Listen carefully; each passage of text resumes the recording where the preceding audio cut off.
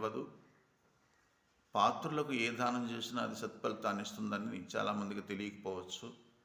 చాలామంది అయితే ప్రెస్టీజ్ కొరకు చాలామంది దానాలు చేస్తూ ఉంటారు. దానివల్ల ఎలాంటి ఫలితం ఉండదన్నమాట.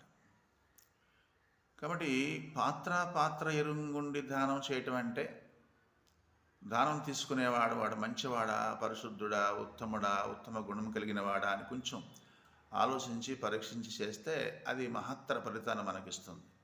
ఒకవేళ ఏదో వచ్చాడు కదా, వాళ్ళకి ఏదో అన్నదానం వస్త్రదానం చేసేద్దామని చెప్పి చేస్తే వాడు ఆ నికృష్టమైనటువంటి బుద్ధి కలిగిన వాడు అనుకోండి, దానివల్ల కొంచెం ప్రమాదం వచ్చే అవకాశం ఉంది.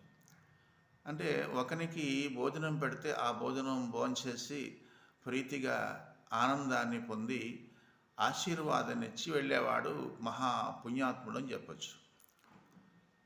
మరొకరికి భోజనం పెట్టినప్పుడు వాడు శుభ్రంగా భోంచేసి ఇంటికి వెళ్ళి భార్య పిల్లలను తనడం, కొట్టడం, రకరకాలైనటువంటి చెడ్డ పనులు చేస్తే ఆ ఫలితములో ఉన్నటువంటి సగభాగం అన్నదాతకి వస్తుంది. అది సత్పురుషులకు, సాధువులకు, మహాత్ములకు భోజన కార్యక్రమాలు చేస్తే, వస్త్రదానం చేసిన వాళ్ళు ఏం చేస్తారంటే, వాళ్ళు తపస్సు, ధ్యానము, యోగము, శాస్త్రపఠనము, ధర్మకార్యాలు, పుణ్యకార్యాలు చేస్తారు కాబట్టి వాళ్ళు చేసినటువంటి కార్యక్రమాల్లో వస్తున్నటువంటి ఫలితము సగభాగం అన్నదానం చేసిన వారికి వస్తుంది. అలాగే మూర్ఖులకు చేసే దానం కూడా ఇతరుల అజ్ఞానులకు చేసే దానం ఏమవుతుందంటే, వాళ్ళు చేసే పాపకార పనుల్లో ఉన్నటువంటి ఫలితం కూడా ఈ అన్నదాతకి వచ్చే ప్రమాదం ఉందన్నమాట. అందుకని పాత్ర ఎరుంగుండి దానం చేయాలని చెప్పారు పెద్దలు. కాబట్టి మనం ఒకరికి భోజనం పెట్టినప్పుడు ఆ భోజనం భోంచేసిన తర్వాత రక్తము, మాంసము, మజ్జ, శుక్లము, ఎముకలు, శరీరంలో ఉన్నటువంటి అవయవాలన్నిటికీ ఆ ఆహారం యొక్క రసం వెళుతుంది.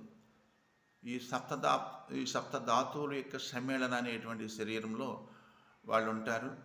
ఆ శరీరంతో చేసే పనుల యొక్క ఫలమంతా కూడా 2 భాగాలు అవుతుంది. ఒక భాగం అన్నాన్ని దానం చేసిన దాతకి, రెండవది చేసేవాడికి వస్తుంది. పుణ్యం కూడా అంతే.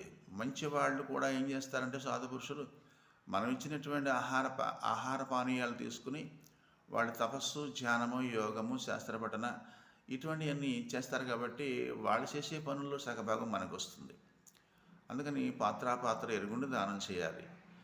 ఒకనాడు బుద్ధ భగవానుడు మాఘమాస యజ్ఞం చేస్తూ ఉంటే పుల్లలకని తన శిష్యులను పంపిస్తాడు. చాలామంది, ఒక 20 మంది